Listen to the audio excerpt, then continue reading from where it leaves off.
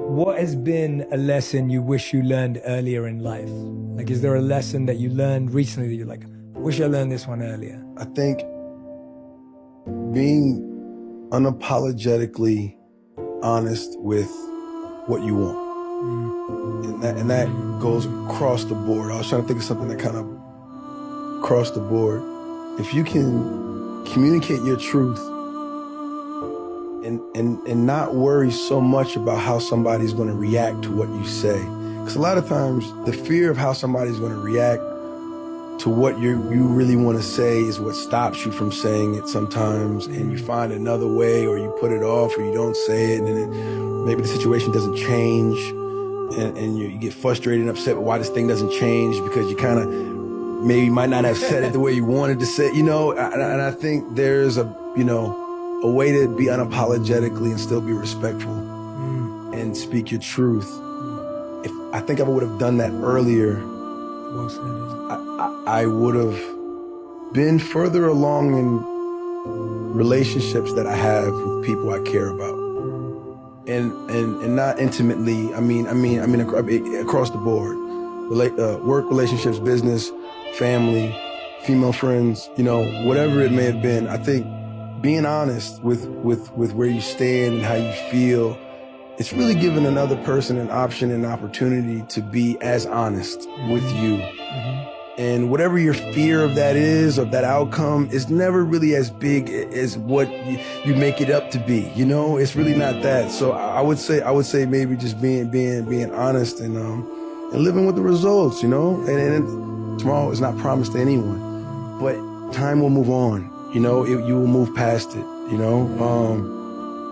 And if tomorrow never comes, at least you can know that you said what you needed to say. Yeah. So I think that's one thing that I feel like earlier on, if I had that, it might have been better.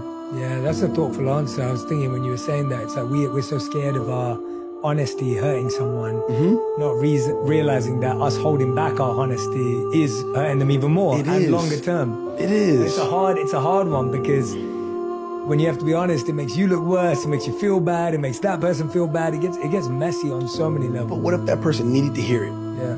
What if that person never heard that note or that thought or perspective, and then they go on in life, continuing to, move and act and speak in a way without that, you're doing almost a disservice. It goes back to like knowing, if you know better, you got to do better, right? Yeah. Like, so I think that kind of maybe speaks to like a bigger thing with me of like wanting to just be better and wanting people around me to be better and grow. Because I guess going back to, just the other misconceptions, like, thing of people look at me and think I got everything. I got it all, It's not true, man.